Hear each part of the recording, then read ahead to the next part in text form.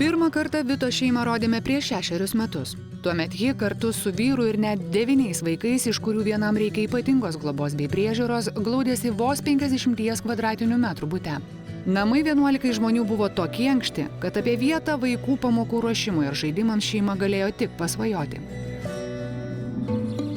Tačiau visų jūsų dėka Vitos šeimos svajonė turėti didesnius namus išsipildė. Dabar gyvenam kaip karaliai, visi atskirai turi didesnius savo kambarius, mergaitės savo, mažiukai savo, visiems ir žaisti, ir judėti visiems. Šįkart pas Vitos šeimą atvykome su ypatingu svečiu. Labai malonu. Radži puikiai žino, ką reiškia neturėti nieko. Nei jaukių namų, nei mamos meilės bei šilumos. Praktiškai mamos nemačiau, tai gerai, kad turėjau globėjus gerus, bet o jeigu ne, tai kas būtų buvę? Tai nieko nebūtų buvę. Tai aš tik noriu pasidžiaugti už jūs, kad jūs tokie stipri ir, žinot, ne kiekvienas taip gali, ypač šiais laikais. Taip. Taip gyventi, susitvarkyti, man patinka, kad tvarkinga, bulvių košė, maistas, viskas kaip priklauso. 4 kambarių šeimos name prabangos nėra, tačiau čia jauku, švaru, o kiekvienas vaikas turi savą erdvę. Tai jūs čia kaip čigonai gyvena? Galima sakyti. Ir dar vieną turim, tai čia jau paaugliukai gyvena. Kambarį. Kasmet, kambarį po kambario remontuojanti šeima ateityje svajoja įsirengti ir antrą namo aukštą. Daugiausiai pinigėlių Vita pasakoja išleidžianti maistui.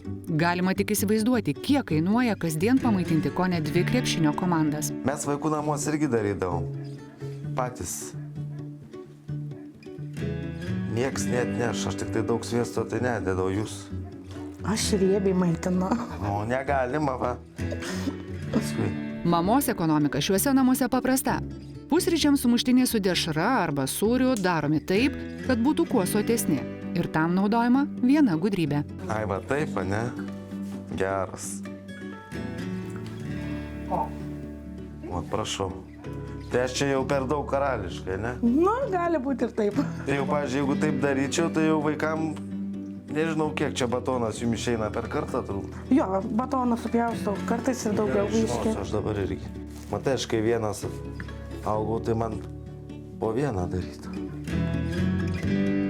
Bulvių košytė. Pietums Vitai kaskart tenka ruošti bent 5 litrų puodą sriubos, 100 kotletukų ir visą tai vienam kartui. Pasaka. Vaikystė – vienas reikšmingiausių etapų, kuriame itin svarbu ne tik artimųjų meilė, tačiau ir aplinka, kurioje augama. Juk nuo to priklauso vaiko požiūris į save ir jį supantį pasaulį. Todėl praėjusiais metais organizacija Gelbėkit vaikus gyvenimo sąlygas pagerino 10 šeimų, kuriuose auga beveik 100 vaikų. Tai ką, vaikai? Būkit laimingi, svarbiausia sveiki, mokykitės, klausykit mamos.